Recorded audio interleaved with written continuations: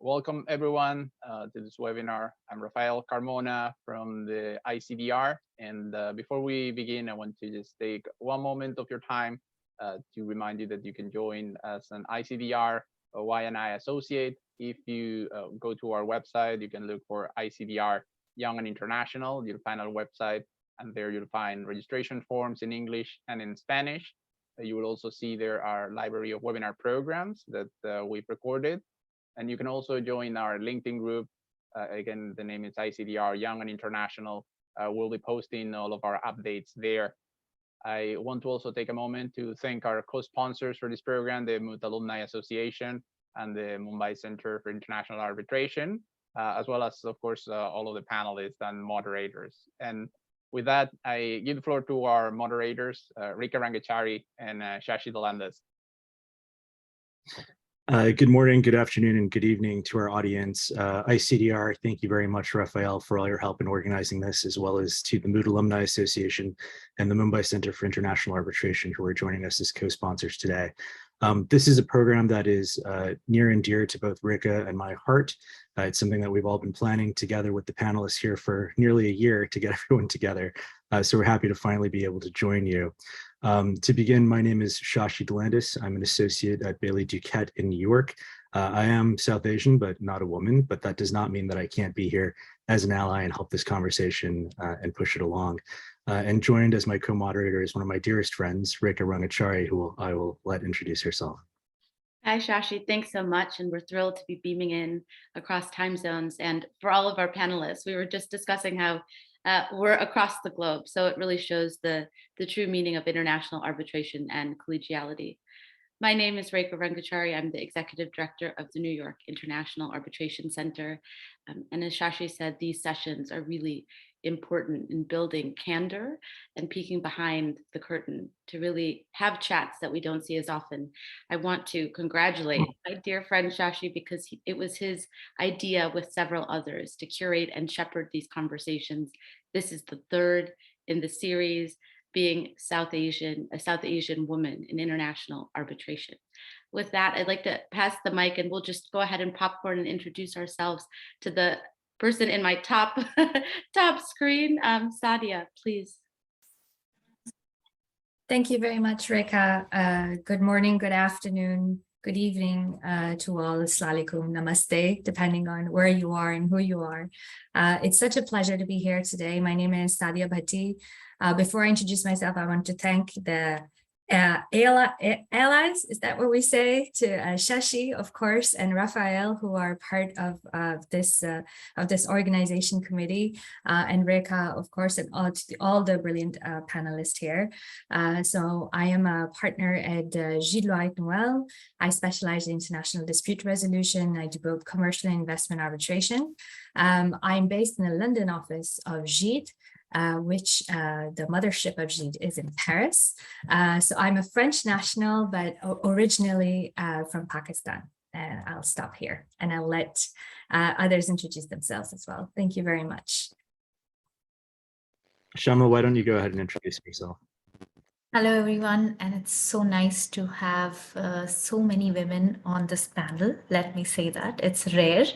And thank you, Shashi, and thank you, Rafa, for organizing this. I am Kshama Loya. I am a leader in the international dispute resolution practice at Nishit Desai Associates in Mumbai, and I co-head the investment treaty arbitration practice here.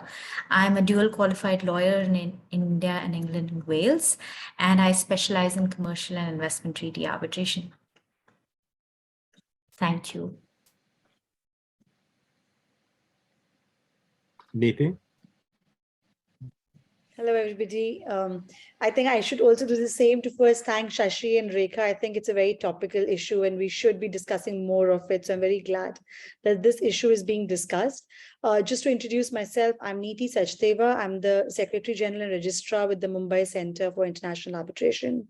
And all I can say is that I've only been doing or associated with the field of arbitration for 15 years. And it's just so great to see how the conversations have steered in the last 15 years and how we're seeing more and more participation of women, which is very heartening. So I'm very glad that we have this all women panel with Shashi and Rafael joining and supporting the spirit of it. Thank you. Thank you, Neeti. Aakanksha, would you like to introduce yourself? Hello, I am Aakanksha Kumar, and I am Indian on this panel. Just to do a visual self-description, I'm brown, wearing brown glasses, I have long hair, and I'm wearing a green printed dress. I am an associate professor of law at the Jindal Global Law School, and I am not a practitioner, which is a sort of an anomaly on this panel. I've never practiced law, and I do not have a license to practice law. However, I've been teaching law for the last almost 10 years, and I've been teaching international commercial arbitration and domestic ADR papers alongside intellectual property law, and that's what I bring to this panel. Thank you so much for considering me to be a part of this panel and amongst such brilliant women. It's intimidating yet truly honoring. Thank you. I'm looking forward to this conversation. Aakanksha, let me say you're one of the most important panelists today on the panel. Absolutely. And there's no question about how honored we all are to have everyone join us here. Your backgrounds, your experience is truly what we are looking forward to hearing about and what our audience is looking forward to hearing about. And you are certainly role models for the next generation of lawyers. With that, Dharshini, would you like to introduce yourself? Sure. Thank you as well to Rekha and Shashi and Rafa for organizing this panel. I was a little bit intimidated when I was called to speak on it, mostly because it's sort of a topic that is so intersectional, and I sometimes don't feel qualified enough to speak about these issues, and hopefully don't look like too much of a fraud on the panel today. But just in terms of background, I was born, because we're doing this by identity, I'm going to take a little bit of your time. I was born in India in Madras, but my family moved to Singapore, where I then did the latter part of my schooling and my law school, and I now practice in London. So I'm of Indian origin, Singapore national, Singapore qualified, English qualified, and New York qualified, but mostly do arbitration now in London. Sorry, that's a lot of information, but hopefully that explains why the perspectives you hear will be what they are. Thank you, Dharshini. And as we had discussed during our panel calls, this is a conversation where nobody is going to apologize for how much time they take, given that women unfortunately have the tendency to do that due to socio-influences, and men don't make those apologies. So here is a free, open conversation that's not going to happen. And Aakanksha has promised me that she will call out anybody who does that, so that I'm not the man waving my fist. Rumana, would you like to introduce yourself, please? Hi there, good evening from Dhaka, Bangladesh, and good afternoon or good morning, so wherever you're based on. So I'm Rumana Islam. I'm a law professor. I'm a professor at Dhaka University. And Aakanksha, you are not the only one. So I am also a person who does not practice law, but I have a license to practice, which is at the moment suspended. But also at the same time, right now I'm on deputation. So I am the law commissioner in Bangladesh Securities and Exchange Commission on deputation, so which is basically the regulator of the securities markets in Bangladesh.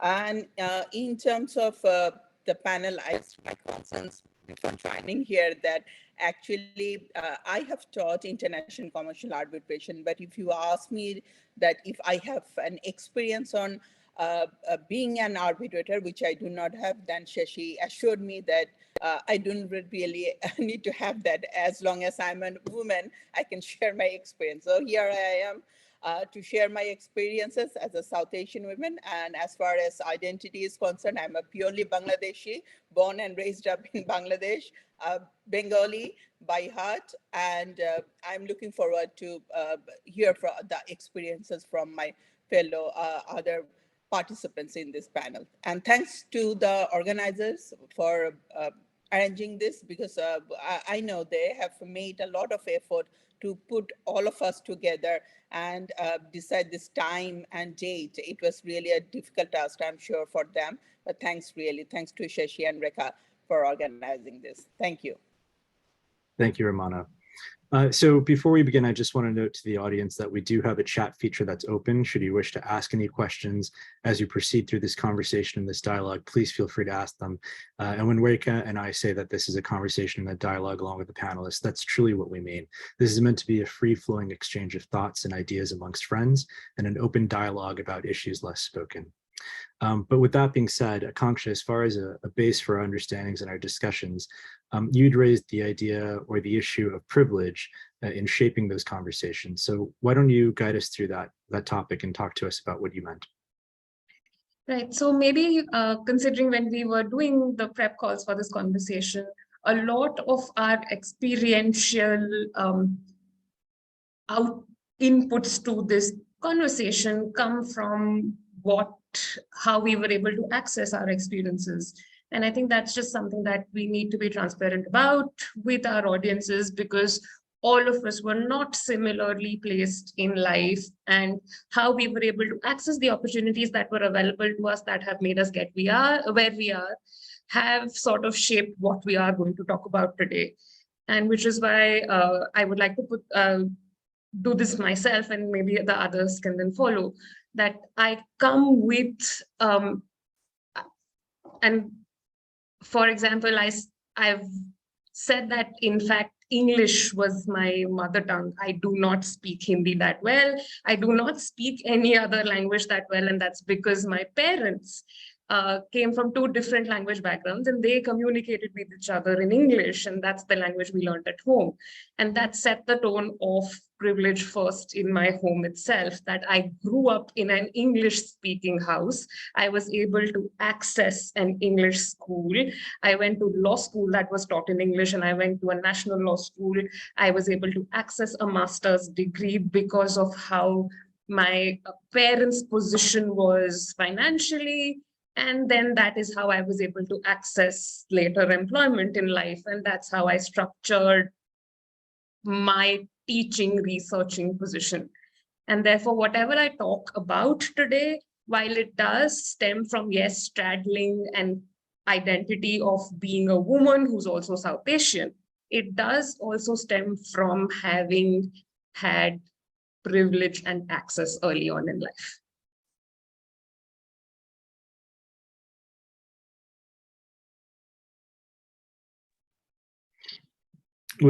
Sorry, Rekha, go ahead.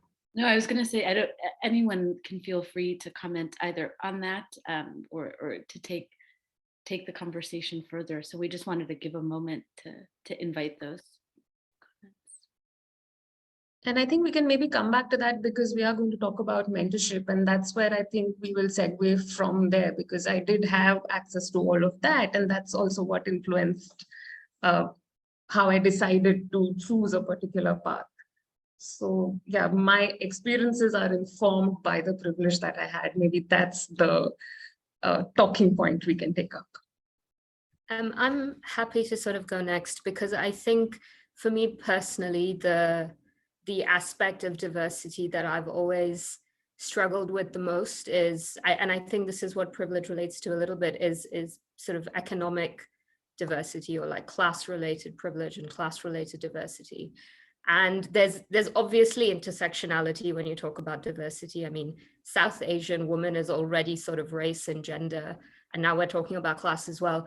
And I'm not going to repeat sort of where my privilege stems from, but I readily agree with what Aakanksha said, that where I am today is, of course, not to take away. And I think sometimes when you talk about privilege, there's a tendency to discount the amount of effort that you may have also put in to get to where you are. So I'm not going to take away from what I know is a lot of hard work that I've put in, but I also recognize that there are a lot of people that work very hard, but don't necessarily have the same opportunity. So I'm very grateful for that. But in my experience itself, and this is anecdotal more than anything else, I used to sit on the intern committee of a firm that had quite a large intern program. And I actually worked quite closely with all of the applications that came from South Asia.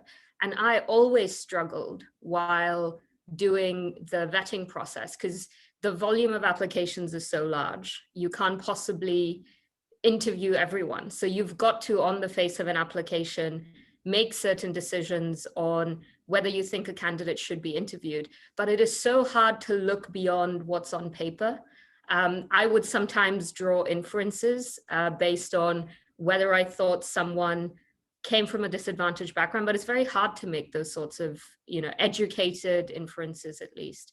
So one thing I've always struggled with, and I'd be all ears to hear if anyone has any thoughts on this, and I realize we're moving a little bit away from South Asian women here, but I've always struggled in the hiring context to be able to look at elements of diversity that aren't visually apparent. So race and gender are actually two quite easy things to identify just by looking at someone's name, obviously looking at them in person, but there are other elements of diversity, like sexual orientation or class that's actually very hard to perceive.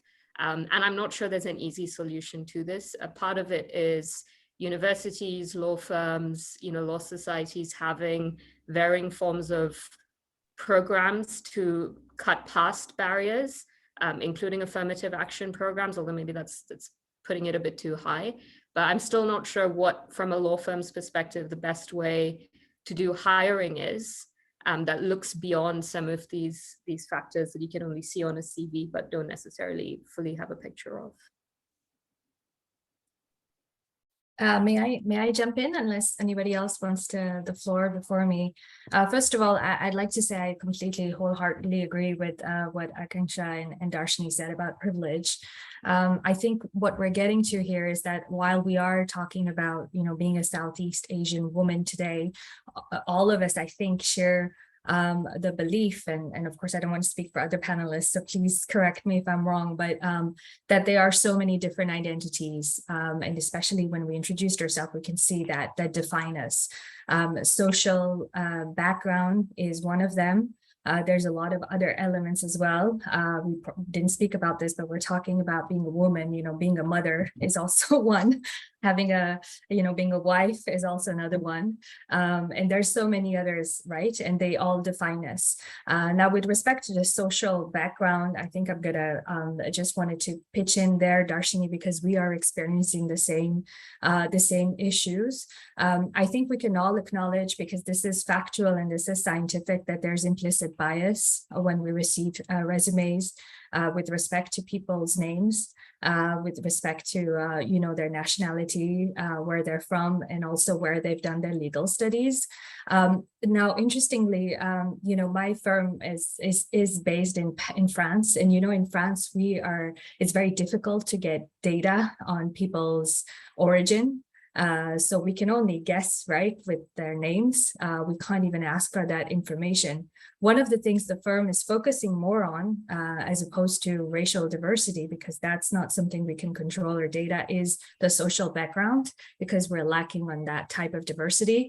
So we're focusing on recruiting from outside of the typical universities that apply. 95% of our applications come from the same schools, and I think it's the same for every jurisdiction, probably, or a mix of the same kind of school. So now having a dual degree, of course, has become not only an added value, but it seems a condition for starting as an arbitration associate. So we're actively looking for, so maybe that's called an affirmative action process, but looking for students that don't fit the bill or the description of what would be what represents the 95 or 99% of applications, to encourage people to apply, because there's a lot of application, people don't apply because there's this they just think they're not good enough, because they're never going to be past that HR selection process. Because like in every firm, and I wonder if your firm is the same, but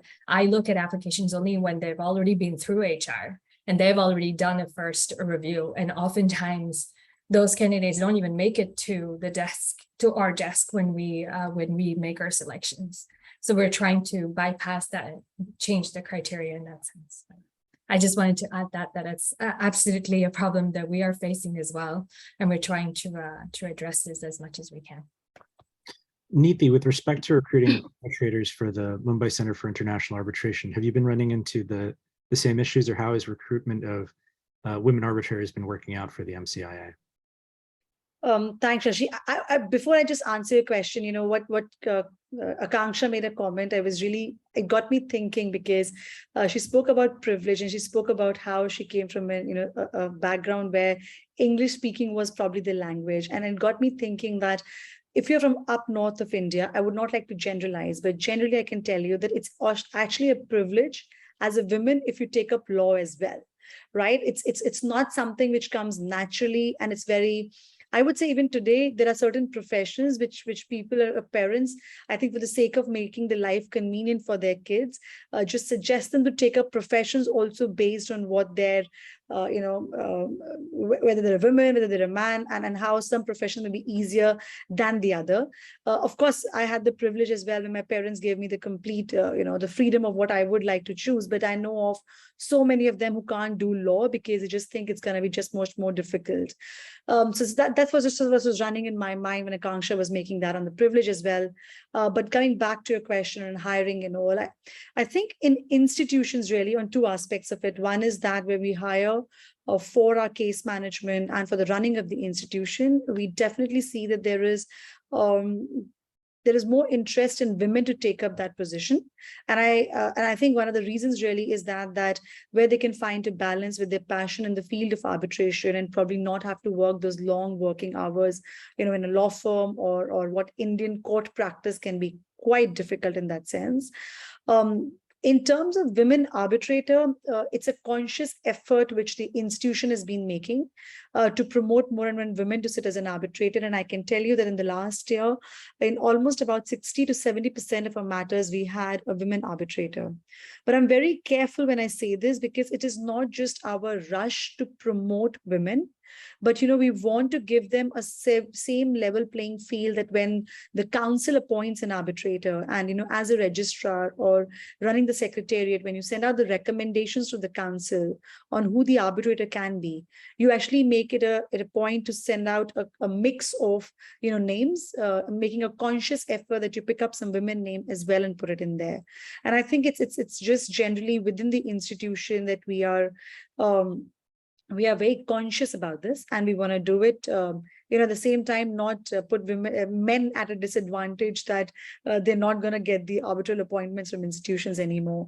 But I think more than the institution, Shashi, though of course everybody expects the institutions to be doing it, but at least in India, I can tell you, even now, more than 70% of arbitrator appointments are done by parties. It's only about 30% which come to the institution. So there's only that much that an institution can do. It's the parties who have to consciously think about it, nominate women arbitrators, and it's only then that we can move forward in this direction. Thank you so much, Neeti. I wanted to add just something, moderator and commentary.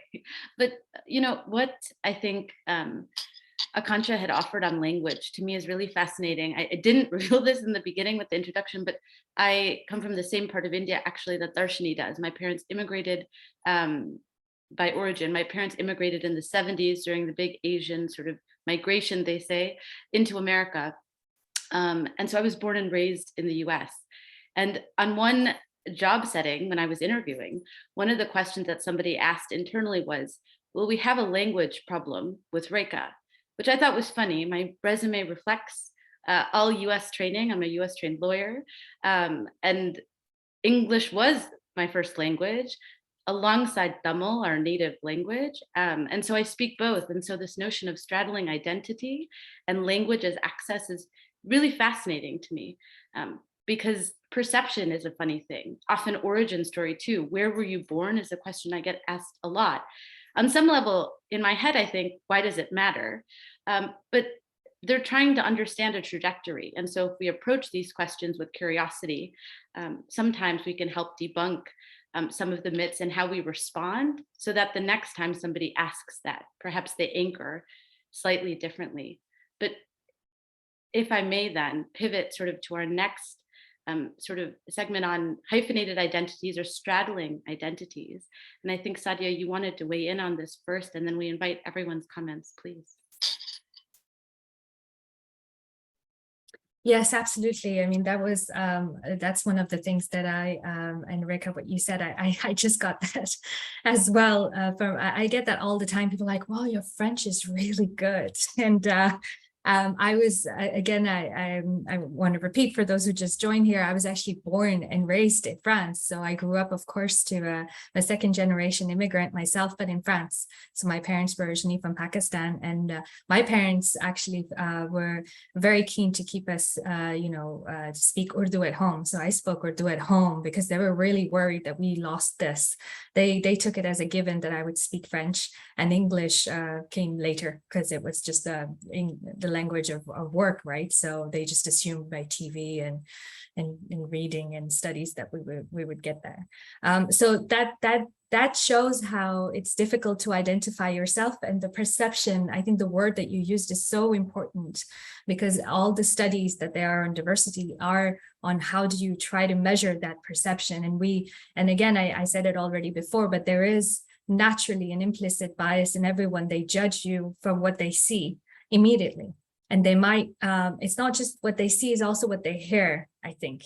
So your accent, I think we all here have different kinds of accent, and people immediately want to place you. They're like, wait, have you been in the US? Have you been in the UK? Are you trained in Oxbridge? Or, they're just try to put you in categories.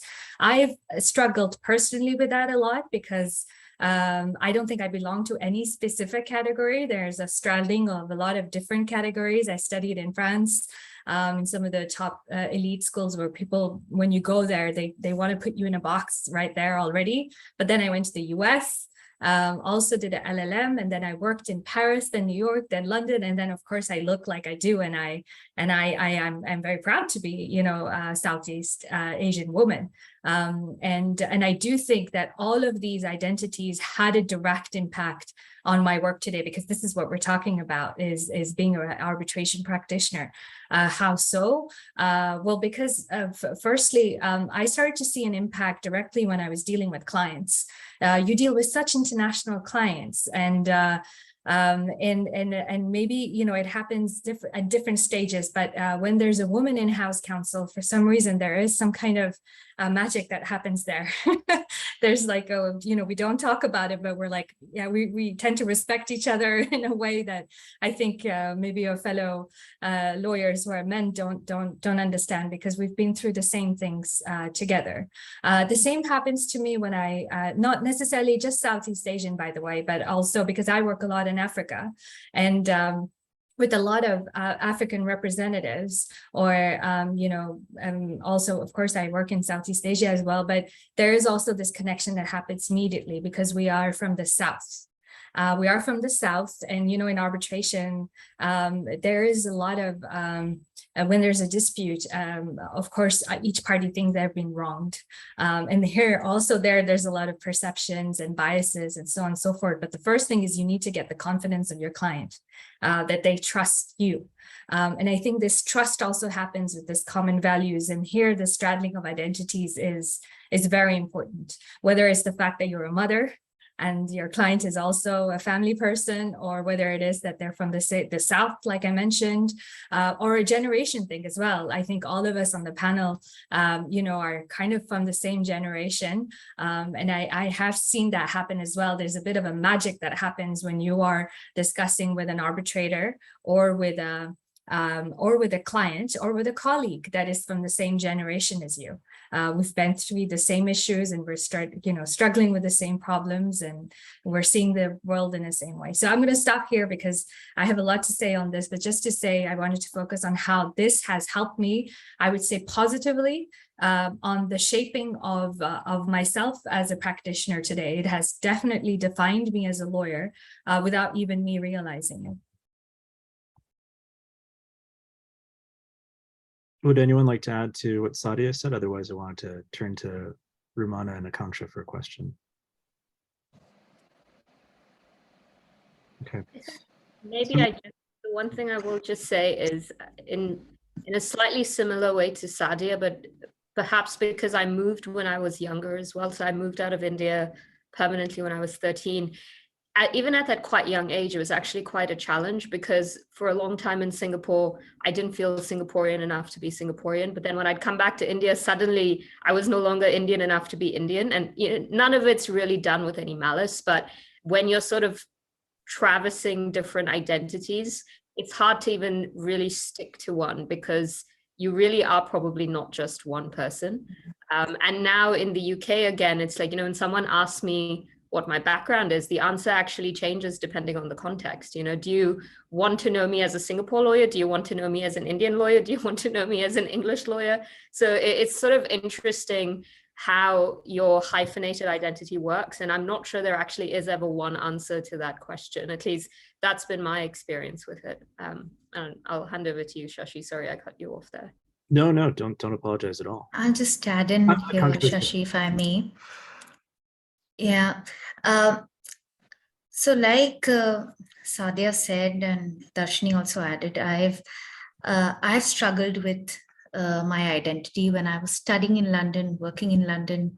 I also studied in the US. And like Saadia said, people want to, put you in a box from the way you speak, from the way you look, from your accent. And they're always trying to sort of judge you. But over the years, with a lot of experience in international arbitration or just traveling, I've come to peace with the fact that I no longer have to straddle any identity. It's not where I come from. My origin does not really define what I am today or what I will be tomorrow. It's not what I do, because that's dynamic. I may be doing something today, I may be doing something else tomorrow. It really, for me, now means a sum of my values and belief systems and what I hold in my core. Now, as I straddle identities, my core remains unchanged and just my role differs. That's how I see it. So all I need to do is identify what the role demands of me and deliver. So if that is as a counsel, a South Asian counsel, an arbitrator, a woman arbitrator, an Indian lawyer, an English solicitor, a daughter, a wife, etc. These are all roles that demand a function from me. But, my core is really, these values that I hold: connection, commitment, integrity, courage, excellence. And these values are my identity, and they spread across every function that I straddle. So I'm really looking at this topic of straddling identities as straddling functions, because, the identity more or less, or the core, remains the same. It's just what I bring differently to different functions. And that's how I've come to peace with the struggle that most of us face today. Thank you for that, Kshama. Going off your point about straddling not only identities but functions, Aakanksha and Rumana, as academics, you function both as researchers, as academics and leaders in your field, as teachers, and as colleagues to individuals in a practice or in an area that is very male dominated, especially in South Asia.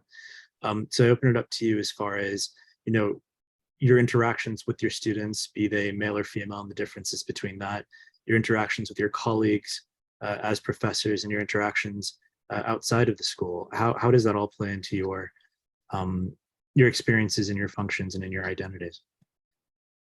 Yeah, maybe Prof. Rumana can go first. Yeah. Okay, thank you, Aakanksha. So I start with. Oh, you can't hear me. We're having a bit. Now you can hear? Yes. Perfect. Okay. So if I start with my experience, like when I graduated back in 2004, in Bangladesh, a very highly patriarchal society, which demands that women will be doing certain kinds of jobs. So even if you have studied law, it's expected that you will be doing law things with something to do with women, like family laws, gender issues, all those kind of things. So there was a kind of a set of ideas that women lawyers would be doing this and these things. And even if you are a women academician or women researcher, it was expected that kind of a stereotype domains of research fields that you would be doing. And one thing, like when I graduated, it was a case. I'm sure.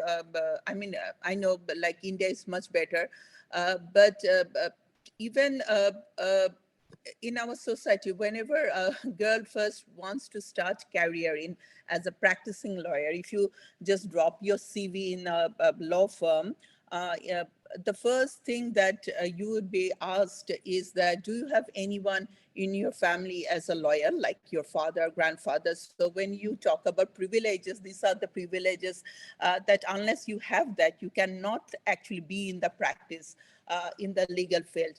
Because the way our courts work, it's the chamber starts working after, in fact, after 5. So one very vital question is that how would you as a woman manage to do your chamber work after in the evening? And if you want to excel really good in the practice, actually you have to work late nights in the chamber. So unless the chamber belongs to your father, your husband, or your grandfather or your uncle, it's seen that, okay, I mean, this is not your cup of tea. And the firms were very much reluctant to recruit female lawyers because they thought, okay, she wouldn't be actually continuing for a long time. If she gets married, she will be having issues to continue in the law firms after the evening. So it's not the women's area. And the way our court functions, the environment, it's not also very women friendly, because very Went to the lower courts. I mean, there was no appropriate toilets for the women. So how do you work in an environment which actually does not provide you proper those kind of facilities?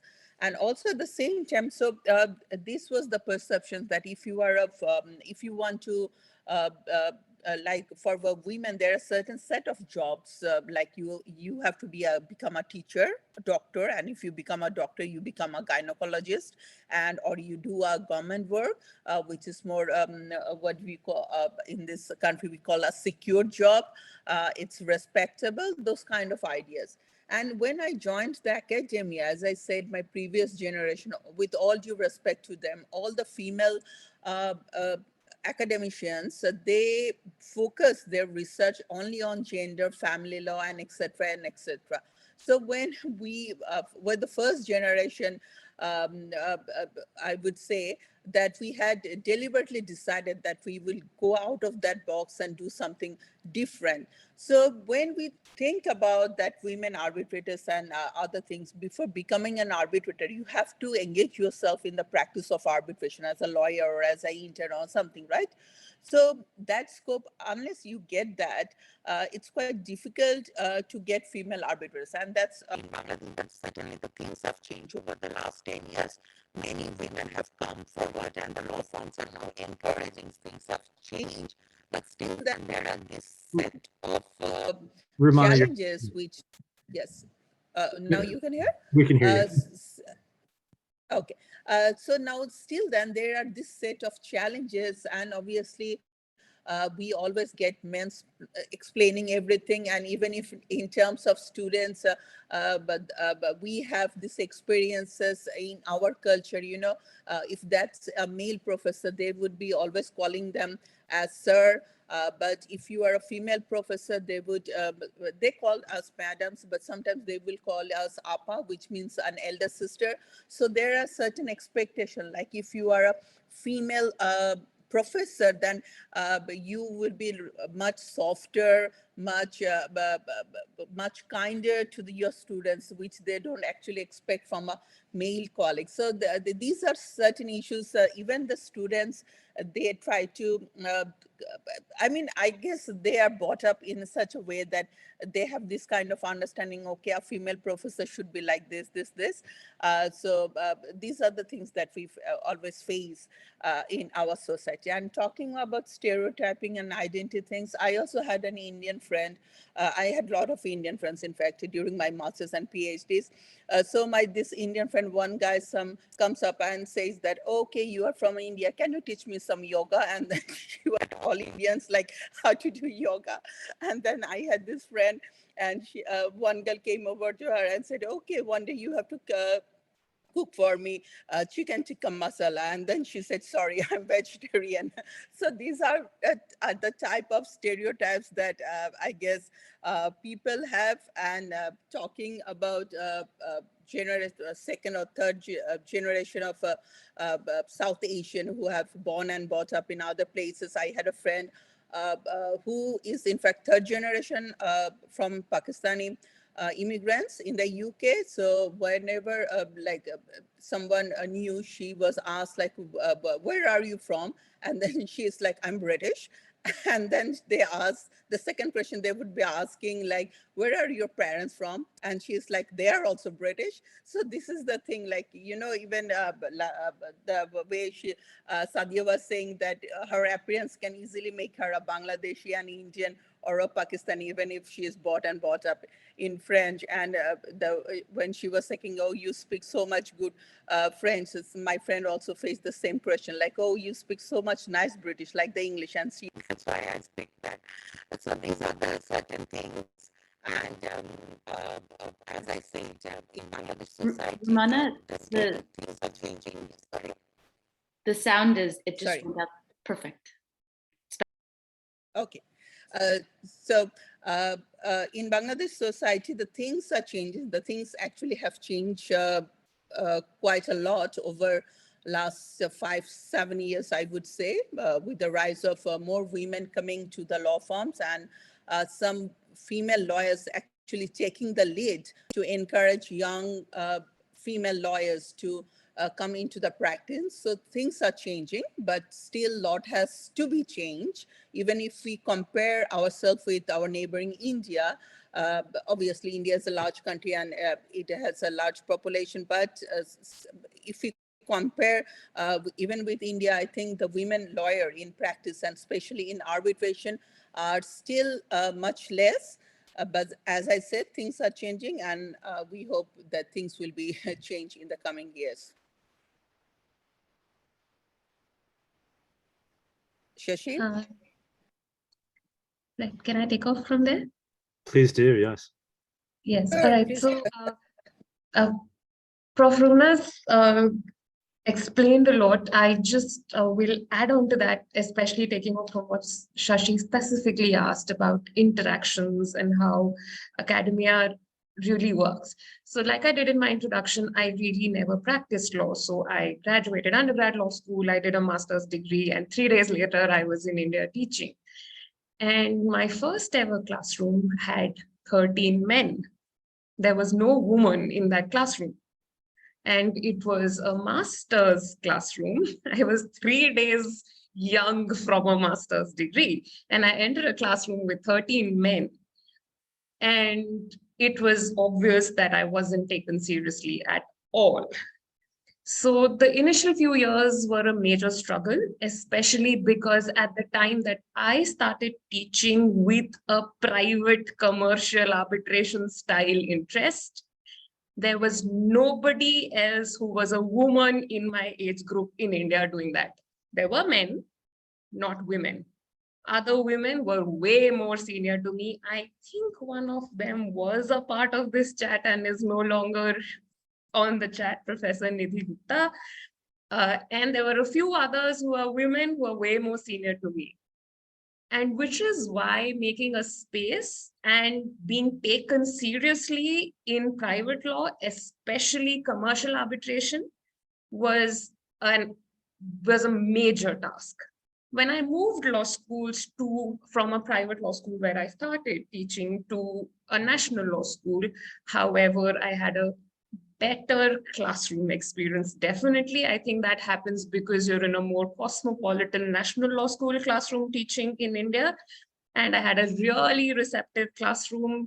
Again, a great bunch of students interested in learning. And I think that receptiveness from students helped me structure later course in life in teaching and research.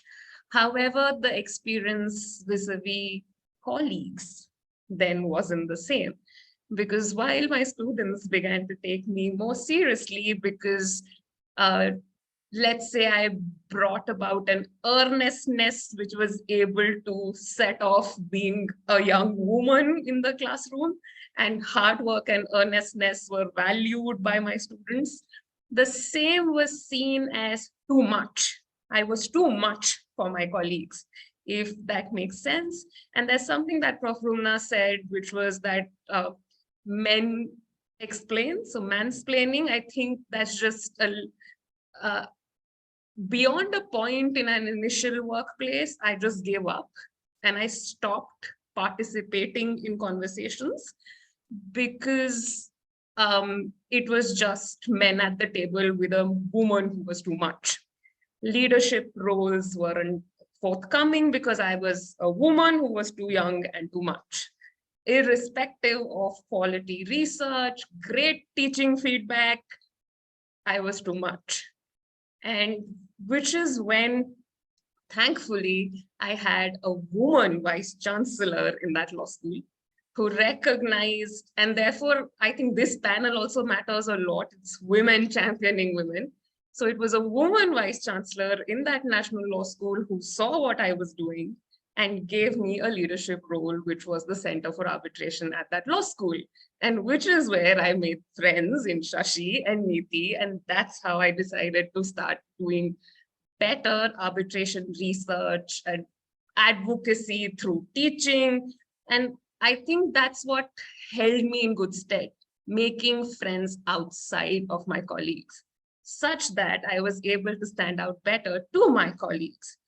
And gradually what I've started noticing is that because I have friends outside of the law school, but in the practice space, I start becoming a valued member of the law school with the perception inside the law school that she will bring in recruiters to the law school. And because this is a really candid conversation, that's how I think Indian academia really plays out, that you're perceived as somebody with connections outside of the law school, and therefore you're bringing in something to the law school other than just teaching or research. With time also now, what I've noticed is that now this is my 10th year in academia, sticking to arbitration, doing other things on the side. And I've noticed that now I have an amazing breed of younger women who did their masters in commercial arbitration, have practiced for a while, and now have come back voluntarily choosing to teach commercial arbitration in India. Some of them, in fact, have just finished masters abroad. One of my greatest students, in fact, has worked with Kshama, who's a commercial arbitration lawyer now in the States. So I think what I perceived my entry into private law and commercial arbitration teaching in India was to maybe also try and do for female identifying students what I didn't have. I did not have a female identifying teacher in private law. I only had Professor Sheila Rai in trade law, and she's a legend. But I never had somebody in an area of interest which was mine. When I moved to Singapore, I had one female teacher in commercial arbitration, even at NUS at that time. I went on looking for a female advisor, and I would keep getting sent to male advisors when I was doing my master's dissertation. And which is what I think has sometimes consciously and sometimes subconsciously influenced the kind of work that I do now. Now at my current place of employment, I have a very important leadership role. I am thankfully taken way more seriously because maybe I've grayed a little bit and age is now showing. So maybe that's why I'm taken more seriously. But I'd also like to think that I've worked really, really hard to do what I do. Thank you, Aakanksha. One question we wanted to expand on from what you said, and I hope to open it up to the entire panel, is, you know, given South Asia's unfortunate patriarchal society, and this is not even just South Asia, it's across the world, right? So let's be fair about that. Especially for younger women who are students or younger practitioners, and even with specific to students that you've seen come through, you know, the power structures that exist unfortunately lend itself to unfortunate sexual harassment, if you will, or the advantage of more senior men taking advantage of younger women who perhaps don't have the background, don't have the experience, or are looking for guidance, leadership, and mentors and then get taken advantage of. And it's unfortunate across the board, irrespective of whether it's academia or even in practice.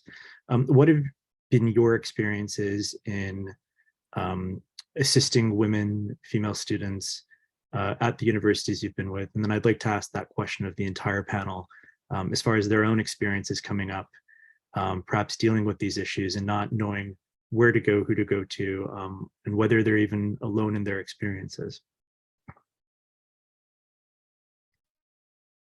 Happy to go first, if that's okay. Yes. I mean, my role. I mean, it's been interesting what I've done. I knew in my 4th year of law college that I wanted to do something with arbitration. That was the only thing that I knew of. What I wanted to do, how I wanted to do, was absolutely unclear. I think the advantage and the disadvantage I had was that with the first batch of the university, so there weren't really any seniors to help you, with as to what international arbitration was all about. And you really found out your own way of how you wanted to do it. Vienna Moot, of course, was very, very helpful because you get exposed to a completely different world, and you start finding your way. Of course, I would say that I was lucky as well to get different opportunities. But in terms of mentorship, I clearly agree, Shashi. It's not only at that stage when you're starting off with your career, but I can tell you, 15 years into the practice, even today, there are questions that you want to ask. There's a help that you need to seek, that what I'm doing. And sorry, when I started off, that I'm not doing a typical arbitration practice. I do sit as an arbitrator, but I'm not working in a law firm. Right? I'm an institution, and I'm helping grow and set up an institutional arbitration in India. But there are days when you get up and you start to think, is it really what you're doing? And should you be getting back into an active practice? Or when you have, something recently which happened is that I got some very lovely offers to join in and to move away from MCIA, but to go anywhere else. Of course, MCI is a passion, and I've been doing it more because I want to see India having an institutional arbitration. But then you realize that you lack even to ask these basic questions to somebody to be able to, just throw up ideas and say, do you think I'm going fine in my trajectory of what my professional life should be? Because you can't discuss it. I don't come from a family of lawyers. I have nobody in my family as a lawyer. So they can't really appreciate. Secondly, I'm not doing typical law. 70% of my job profile is actually marketing. And sometimes I feel an MBA degree would have been much more better for me than just a law degree, right? So they can't appreciate that aspect of it as well. And then you can't go and ask these questions in your colleagues. You can't ask these questions, in maybe your friends. As Aakanksha said, that you do make friends outside of your organization that you're working with, but these become difficult questions. And because you do not have many women, or I would say at least in the institutional arbitration that I work in, I do not know any women who has been working in an institution and can give you a perspective on that. So it's not only when you're starting off your career, I would say that as you're growing as well, it's a very difficult task and you don't find them. Also, what's heartening is that I think more and more women are actually supporting each other, which we didn't see even 5 years back. So with all these WhatsApp groups as well, which are being created on women, sometimes it's good because you do not know how people connect, how they may be open and receptive to what you might want to ask them. Some of them may still not want to, but I think it's just helpful that people recognize this issue, recognize this problem, and start discussing. But before I pass on to anybody else who wants to talk about it, I think one thing I definitely want to make it a point to tell women, generally I say, is that marketing yourself and talking about, okay, let me not use the word marketing, but talking about what you're doing and talking it over and over again is not a problem. Until unless you let people know what you're doing, until unless you let people know that what you're capable of, they will not know it. They will not recognize. So I think as a woman, there's also an innate problem, which I see, is that we do not like to speak about ourselves much, right? We are happy to speak about organizations. We are happy to speak about very many things around us, but we will shy away from talking about ourselves and what we are doing and how we should be taken up seriously. That's my one tip that I have to women is that please speak about yourself and what you're doing. We want to know. And only then we can, probably guide you or maybe even appoint you as an arbitrator. Shashi will be amazed, and Rekha, that so many times I meet people and I tell them, listen, we want arbitrators. They say, oh, I'm happy to, accept. I did not know whom to say, or I never spoke about it to anybody. And I said, if you don't tell me, I won't know it. The second thing is that as women, which I always say we need to do is that learn to say no. We do not know when to say no. We take it upon ourselves that no, if we have been told to this work, we have to do it. Otherwise, we are lacking in something. I don't think so. I think as a woman, I have a right to say no, that I'm sorry if I'm not going to work at 10 p.m. Or I can tell you in my profession where, I've been very lucky to have a very good team at MCIA who's very supportive. It was a pure, like I said, when we started off, you're trying to create an institution. It's about going and out in marketing, right? I don't do dinner events. I mean, of course, if I want to go and meet my friends in dinner, I'm very happy, but I don't want to do marketing for dinner. There are breakfasts, there are lunches. It's a very, I don't know if it's very Indian culture, at least it was a very Delhi culture for sure. I can talk about it, is that everybody wants to meet you over a drinks and a dinner. I'm sorry, I don't want to discuss business over that. I'm happy to drink and dinner with my friends. And it is okay to say a no. Just because your other colleagues, just because your other counterparts are doing it because they can do it, don't be under the pressure. I think I've been able to fairly set the example in the market to say that Neeti is not going to come for a dinner to talk shop, right? It takes a while, I think. It takes people to understand and to get it, but then they accept you like that. They do accept breakfast meetings now, which they weren't doing about probably 7 years back. They do accept lunch meetings as well. So I think two important things: speak about what you're doing and learn to say no when it's appropriate. Neeti, thanks so much. That notion also of setting your own standards, and even if they differ from market norms, the more you say it, even if it sounds redundant, people don't always hear the first time. I wanted to invite, our other speakers, Saadia, Dharshini, Kshama, as we talk and go through the different boxes that we ourselves put ourselves in, right? Whether practitioner or academic or arbitral institutional leader. From a firm perspective, are there differences in how we approach social dynamics, how we approach sort of this notion of getting sponsors and allies, and how you deal in the power dynamics overall in a law firm versus some of the other arenas? If you feel like commenting at all, please, we'd invite your thoughts. Can I just chime in? So you go ahead, Kshama, first. Okay. Maybe this is not particularly from a law firm versus an institution or versus other work settings perspective, but I think power dynamics in arbitration is real. And when you dive deep into it, the root is really, insecurity, lack of ability to see others succeed, and a need to control. Now, how does this power dynamic manifest in arbitration? In several ways. I have heard stories of senior members or men in the profession trying to control young junior women colleagues who question existing practices, challenge status quo, and who excel faster than others. Now, how this manifests for them, for young women lawyers, is that they could be kept out of important cases where in fact their experience can be of immense help. Saadia spoke about implicit biases, right? Subjective bias could seep into work and networks where people hold positions of power. For example, professionals who face bias from their bosses at workplace may not be invited for events, etc., by organizations where their bosses hold positions of power. And these examples are real. Despite the expertise and excellence, women lawyers are excluded solely on grounds of subjective biases that are quietly introduced into a person's wider networks. Recently, I read a candid post from somebody who generally speaks vocally about diversity and inclusion. And she mentioned that for the last 1 year, she was being invited only on panels discussing diversity and not on her core areas of expertise, which is commercial arbitration.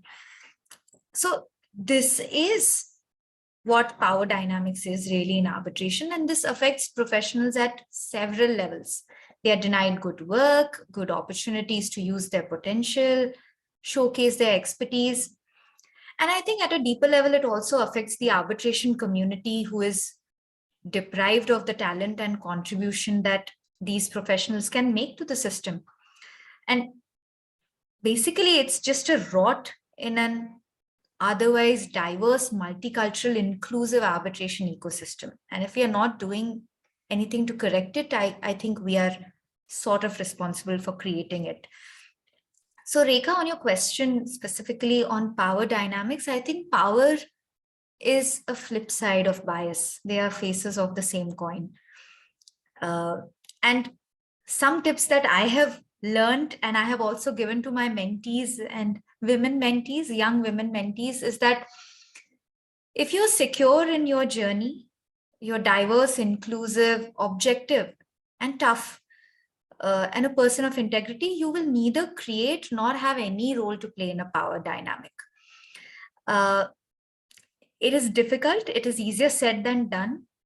It is very tough for young women lawyers, even me, who is now 10 to 12 years into the profession. It's still tough for me to navigate these situations. But I think all we need to do is harness our self-beliefs and focus on our journey. And find our mentors and allies. My culture and many cultures in the world teach one to use hard work, human connection, and faith as an antidote to hardship. So I think how the Asian culture really helps you navigate these situations is through real human connection, is really through finding those mentors and allies who can encourage you in such situations, which can be very personal and take you down in your journey, when actually you're meant to go up and you have the potential to go onward. Dharshini, sorry I interjected. Maybe you can take over now. No problem at all. And I feel somewhat now that it's hard to go after what Kshama said, because she said everything so eloquently.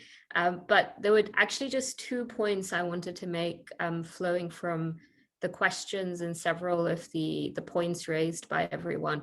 I think, we talk about diversity in this panel, but also more generally. But I personally think, and I'm sure there are others who agree, that if there was a time to be in history to be a diverse candidate, it's probably now, because those discussions happen much more. And there are many steps being taken to try to remedy sort of historical disadvantage that has been sort of levied on various groups. And I appreciate also that the extent to which steps are being taken vary depending on what your line of work is. So, academia versus private practice versus in an institution. And it also varies geographically. So I would be very interested to actually hear from Neeti, Aakanksha, Rumana, and Kshama what the diversity conversation is like in India, because I quite recently had a conversation with someone, quite a mid-level, maybe mid-30s practitioner in India, who said the discussion is just very different. To the point that maybe there isn't even really a discussion happening about it, which is quite different to, I think, what's happening in sort of the US and Europe, where in some ways it's, speaking just about Wilkie, for instance, where I'm at the moment, it is so front and center about what the firm tries to do. Sometimes it's, it's a question of whether they could do it differently, whether they could do it better. And of course, there's always room for improvement, but it's such a conscious part of the firm's approach now. So just to put down a marker there that, we talk about it, there's obviously issues with it, but there's also a lot that's been done. And I think it's important to recognize that the work is being done and there is room to grow, but it is being done. The second point about power dynamics and, potential sort of sexual harassment related issues. The first point I'd make is, in my experience, most men are perfectly good and easy to work with and not intimidating. So I would want to tell younger, women in the profession who are entering the profession to not be scared, but you must be guarded, because it's just, you never know who you're dealing with. So be guarded. If you are subject to an uncomfortable situation, I think take a step back and reassess what's happening. Don't sort of let yourself go down a path of no return quite quickly. But also remember that if something has happened, it's probably because the person who's done this has done it somewhere else. And so just never be scared of speaking up. Try to find someone you can trust to speak to about this, and you'll find that there will be people who will listen. And increasingly, sort of in the workplace context at least, and there's many efforts being made to crack down on this sort of behavior. So there are channels, informal channels, anonymous channels to communicate. So it is important to know what your options are, and to reach out informally and formally to people who can sort of mentor and guide you. But yeah, be guarded, but don't let it hold back what you think you should be doing to progress in your career. Because I mean, just looking at everyone on this discussion today, you can tell that, women, there is a path for talented women to succeed. You've just got to navigate your own journey to get there. Sorry if I may just follow up on this, because I wanted to speak about career progression. So it's a very good segue to what Dharshini has said. And from the firm perspective, because I've only worked in firms, so my career was in private practice, and I've been in different jurisdictions, and in Paris and New York and now London, and in different firms. I think more generally speaking, my advice to people would be, yes, I completely agree with Dharshini that there's maybe a stronger conversation going on in our part of the world than in other parts of the world. When I was in New York, for example, there was a diversity committee in the firm where I was, and the term diversity didn't even exist in France. We didn't even know what it was. Now, slowly firms are starting to talk about diversity, and when you dig a little deeper, it's only gender diversity, to be honest. So we're really struggling to, to get there. A lot of firms are, of course, they've set up committees, and now they're very, very conscious about it. And this is at the firm level. Now in the arbitration community, also, as you know, there's been a lot of discussion about women and gender diversity, and now slowly, surely, we're arriving at different types of diversity, and it's so wonderful to see so many different top practitioners, because of their expertise, and not because of who, what they look like or what they sound like, but because of what they've done and what they've proved, speaking and being champions of diversity with a big D. So that's one thing. I think it's a very good development. Now, having said that, I do think that I need to say this, in terms of career development, and sorry for being cynical, and it's not at all the position of my firm, but no firm, even if they actively say it, will sit you down seriously and spend more than 2 hours or 3 hours a year and tell you what you should do in your career for career development. Nobody has the time. Our role is to bill out, and it's very cynical, but that's how it is, that's how it works, right? It's, of course, we should be focusing on retaining talent, attracting talent, and so on and so forth. But the reality of the practice is in every single jurisdiction, most of our time is billing hours, making money, billing hours, finding clients, getting new clients, and dealing with the cases, being an excellent lawyer. And the management of people is not, unfortunately, the top priority of a lot of firms. And that is changing. And of course, we have, partners who have a different mentality. And I, of course, put it at the top of my list in my management of people. But this is what it is. So you need to break doors open for yourself. And you need to go back to Neeti's excellent point, speak up about what you do, what it is you want to do, and surround yourself, and that is very extremely important, with people who have the same values as you, to go back to the values point of Kshama earlier. Values, they're not necessarily in the same firm as you, but they could be in other firms, they could be another institution. Create that network. This is what we call a network, and maybe network is a very corporate word for it, or friends. I like to call them friends, because having friends, we spend so much time working. Gosh, if you are not surrounded by people you like to have dinner with, also to Neeti's point, that do the same job that you do, it's going to be a very difficult and long ride for you. This has been my personal journey. I have, worked with people, and I continue to surround myself with people that I really, really like. And it has been a pleasure to, to talk about different things. And it's not just working on cases, it's article writing, pro bono work, it's talking at conferences like this one, doing training programs. All of this combined together creates your identity and is career development for your firm and for your practice, and whether as an arbitrator or as anything else. So maybe a long way to say that I think I tended in the past to try not to focus on all the implicit bias and negatively that I was suffering from in my journey, but to focus on all the doors that I needed to kick open for things to happen. And I just focused on this. You just keep a focus on where you want to go. And there are obstacles, but there are obstacles for, I think, everyone, maybe more for others. But if you start focusing only on the obstacles, I mean, I'm sure, any psychologist would have said to you already, and I'm no psychologist, but, it's just not going to work. You're just going to focus on the difficulty and not on where you want to go. And like Dharshini said, there's plenty in this day and age, plenty of people here to support you.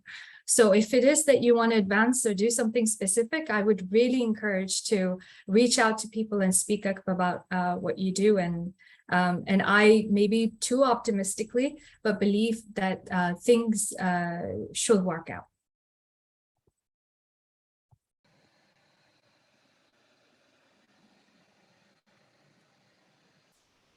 Can I add a few things, Shashi?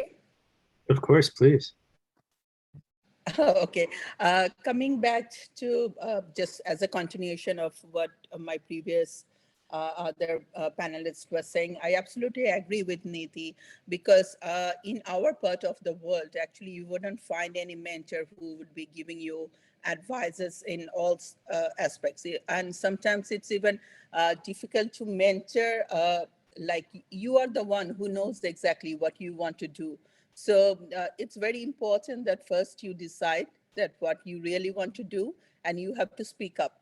Because from my experience, as I said, like I didn't have any family members who were lawyers. So wherever I was going, I mean, I didn't want to become a lawyer, but still then like I wanted to have that experience of working in a law chamber. So wherever I was going, the first question that I was asked that, do you have any family members who are lawyer? Why would you like to come into practice, and you will have to stay long hours, blah, blah, blah. So there was this chamber, which was very near to my house. I had my CV. I just walk in and then drop my CV. And then I said, look, I'm just beside your chamber, so I don't have any problem in working late hours. And that's why I started chamber experience. I worked there for 4 years, and that was a very good experience. Not that I only came to know about the practicing side, but it also really helped me to develop my career as an academician, because in Bangladesh, there is a big gap between the academic and the industry, what we call in practicing. And without that experience as a lawyer, there are many things actually you wouldn't be properly understand. So that's very important also. Even if you are becoming an academician, you need to have some kind of an experience. And when I'm teaching international commercial arbitration, I had taught that at the master's level. So without any experience, and if I had that exposure and experiences, obviously, certainly my deliberation as an academician, as a professor, would be something quite different. That's what I believe, and that's what's the practice in, if you look into the Western world, where they are teaching at the same time they are also the arbitrators in international commercial arbitration and other things.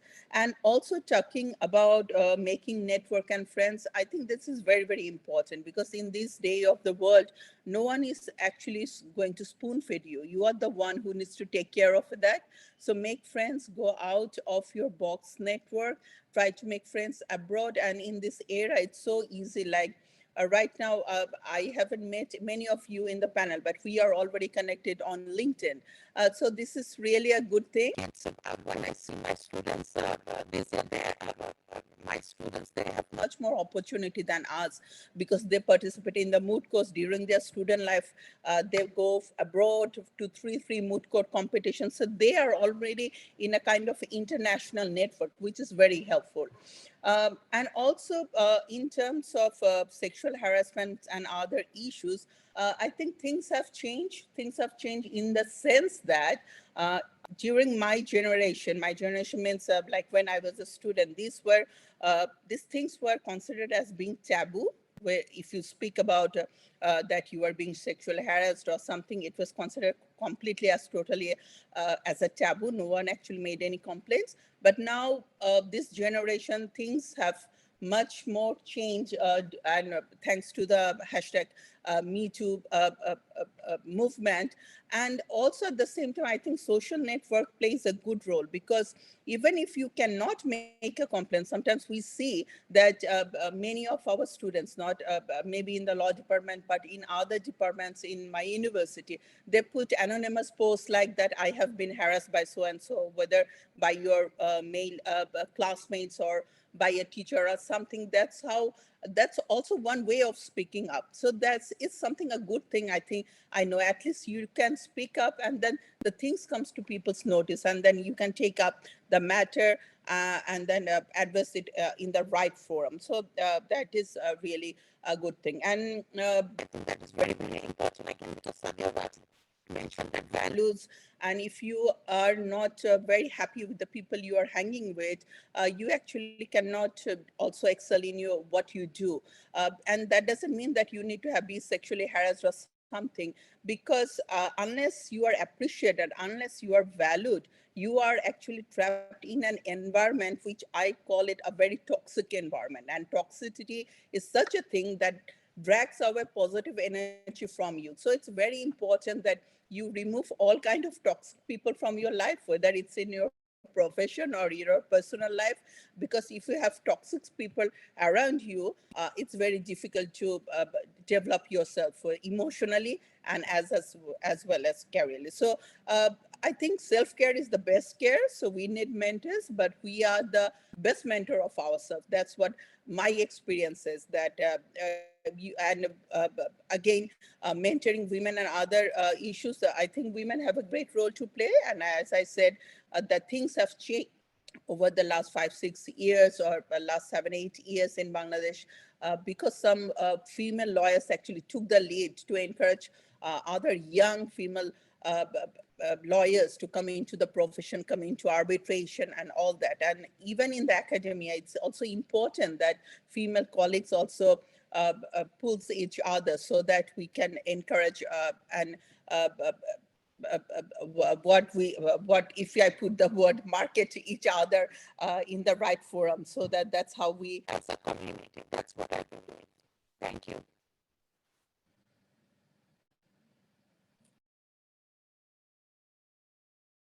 I'm done, Shashi. So if someone wants to take over. If time permits, considering there are quite a few students that I see, can I supplement that about sexual harassment? By all in means, the university? there's no need to ask for permission from me or anybody. This is an open. I asked for time. You have time as well. Right. So if I can just take up on that question that was there in the middle about dealing with sexual harassment and while you identify as female in an academic space. Now, while Prof. Rumana, yes, mentioned that things are changing, what unfortunately is also the reality of the academic dynamic is that your harasser may also be your professor. And then what unfortunately happens to a non-male identifying student, and this is a gender neutral rule that we do have in universities in India now, that the victim needn't just be female identifying. So a non-male identifying or even a male identifying student for that matter, unfortunately, what continues to nonetheless happen is that for fear that that dynamic, which is also a power dynamic where the professor is unfortunately the harasser, is what leads to being hesitant about complaining in the first place. And while you could do it on social media, the fear then is that, for example, I'll lose marks in a particular assessment, I'll be targeted in the classroom, I will not be a valued participant in the classroom, I could fail the course and my degree will be held back. And these are very legitimate fears for a student. And if you are a female identifying student with a male professor who's your harasser, then this becomes way more pronounced. And which is why I think this is a systemic issue rather than just ask yourself and don't be hesitant situation.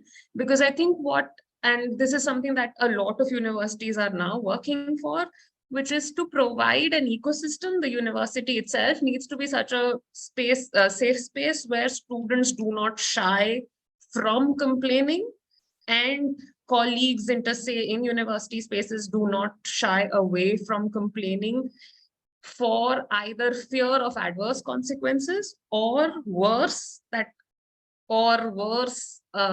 which would be that nothing is going to happen, why should I complain? I think so.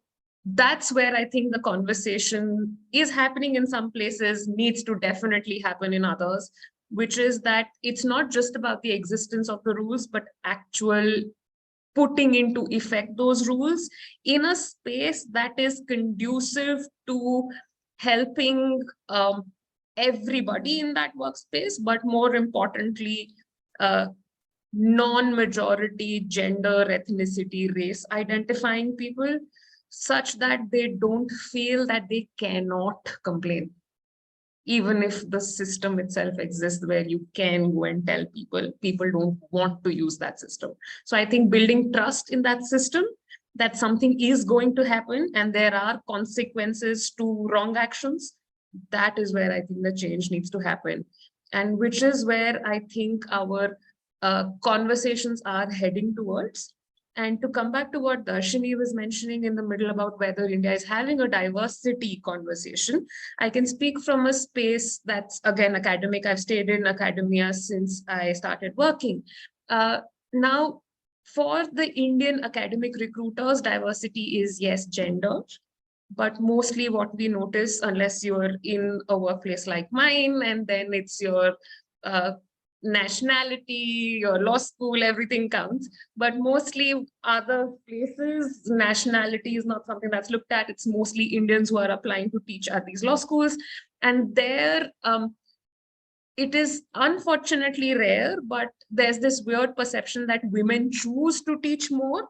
But when you actually go before interview panels, men get selected more. It's a thing that I've noticed a lot. So you will have a lot of women candidates interviewing, but you will not have women candidates making it into the workplace. That's just a thing that I've observed quite a bit. And it's unfortunate, again, because the selection panel will be comprised of a lot of old senior men and maybe 2 women, because that's the reality of Indian academia right now. Gradually with time, because there are more women in, like Saadia put, this generation, when we start becoming academic recruiters and the composition of academic recruitment panel changes, then more women will be recruited to the smaller law schools, not a big university like where I am right now. Another conversation about diversity that does nonetheless happen is more, and should continue to happen, needs to happen more in India, has to do with caste and class. That's the conversation that's happening more now. And I think it's a very, very valuable conversation about undoing historical wrongs. I think that is something that Dharshini had mentioned, that I think in India, the issue stems from caste and class wrongs within just your nationality or racial identity as Indian. Within that, you're straddling your caste and class and religious identities. And that is just something that needs to be looked at when recruitments are happening. It's not just your legal affirmative action, which keeps going blank because you think that nobody eligible is filling that space.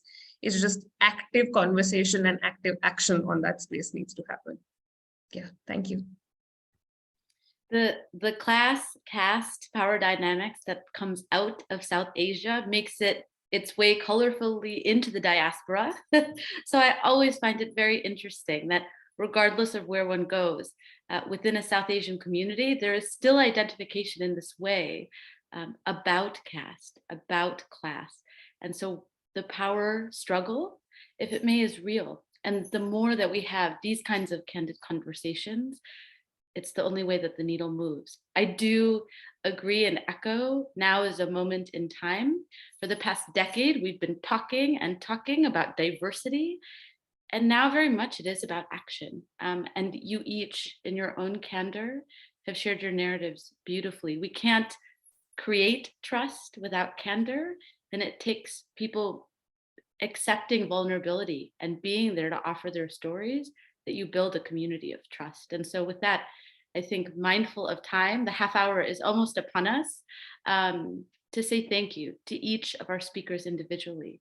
Sessions like these are not powerful or impactful without you really going behind the veil and talking about what's happening at a time when there's so much injustice in the world and so much to speak out about.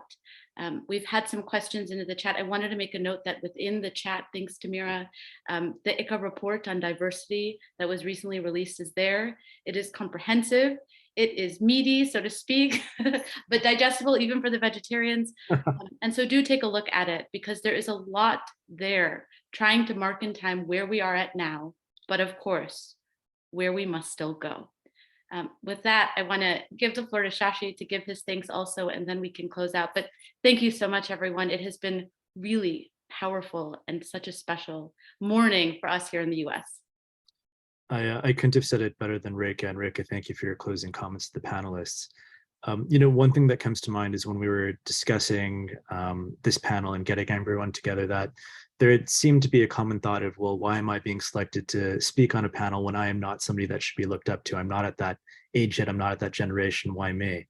And I think, what has been discussed today, your candor, your words, your experiences prove just how much you are actually role models for the next generation, and why your voices are so important, irrespective of whether you're a practitioner, an academic, or other.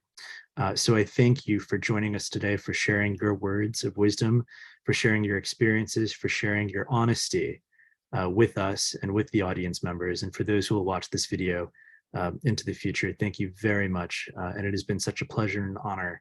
And thank you for imparting your wisdom and your teachings on me as well. So with that, thank you all. And thank you to the ICDR, Rafael Carmona. We turn it back to you.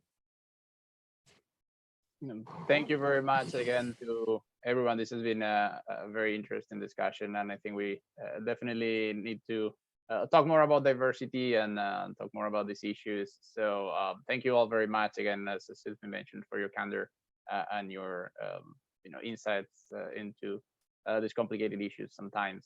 With that, again, thank you all very much, and we'll see you on the next one. Thank you all. Thank you. Thank Bye. you so much, everyone. Have a lovely Thank you. evening. Thank you. Lovely day Bye. ahead. Thank you. Thank you.